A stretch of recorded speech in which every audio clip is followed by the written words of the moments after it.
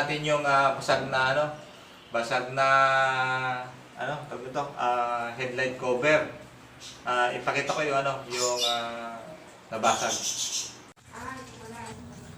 Ayan, natanggal na natin yung headlight assembly.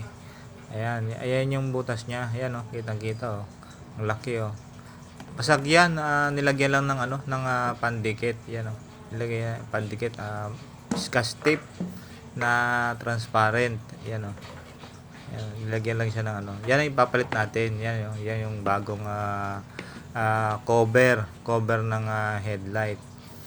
May nabibili niyan sa online. Nabili siya. Parang pagkakabili sa online. Nagtingin din ako sa ibang seller, siya. Pag binili siya ng yung isang buong headlight nasa 5,000. Siyempre, doon ka na sa mura, yung cover lang.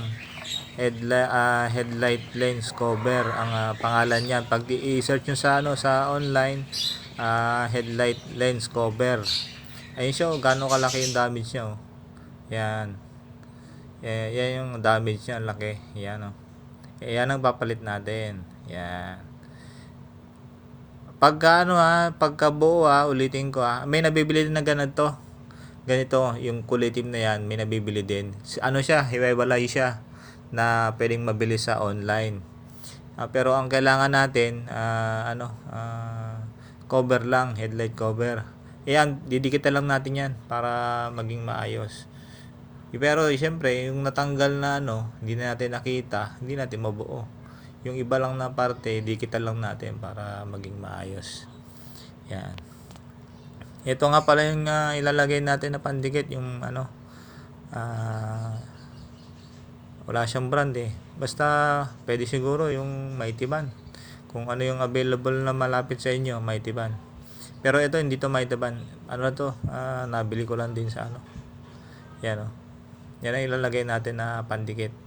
Kasi basag din siya Pag nalagyan kasi ito ng cover, hindi na mahalata yan. Yan, dikitan lang natin. Yung basag, yung pinakabasag, yan pinakadidikitan. Yan. Yan, yung pinaka-crack niya. Didikit naman siya. Kasi makapit yan Subok ko na rin tong pandikit na to. Yan. Yan. Ulit-ulitin lang para maging makapit. Yan, ganyan. Ganyan lang yung paglagay ng pandikit. Yan, napakadali. Hindi na yan pansin, yung nasa loob na yan. Pagka nilagyan mo na ng cover, hindi napansin yan. Ulitin ko pagka bibili kayo, 5,000 yung isang buo, kasama na lahat-lahat niya, yung ilaw, pati yung kulay itim na yun na nilagyan natin ng pandikit. Pero doon ka sa mga kamura na 1,400 lang. Merong ibang seller na 1,700, mayroon pa 2,000, nakita ko. Nagatingin-tingin ako. Yan ikabit na natin yung bago natin na nabili. Kapalit nung nabasag. Yan di nahalata yung basag sa loob Di ba? Tsaka nga pala, ingatan nyo yung gilid niya. Dapat maibalik nyo ng maayos para hindi siya pasukin ng tubig, hindi mag-moist sa loob. Kasi once na napasok yun, siyang tubig sa loob. Ito nga pala yung natanggal na natin, na palitan na. Ito yung cover. Ito yung basag niya Yung loob lang niya na iwan. Ito yung kita yung sa loob. Hindi. Kita yung loob na may basag. Kita yung loob na may basag. Ayan napalitan na siya yung cover niya. Ito na yung itsura niya ngayon. Ito na yung itsura niya ngayon yung napalitan na yung headlight assembly cover. Ayan. Wala na yung basag. Kita ba? Ilapit mo tsaka ilayo. Kita? Okay na.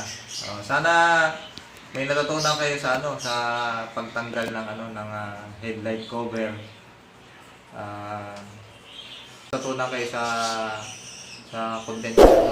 Maraming salamat. Pa-support naman pa-like, pa-share, pa-comment. Kung may katanungan pa kayo sa video na ito, pa-comment na lang.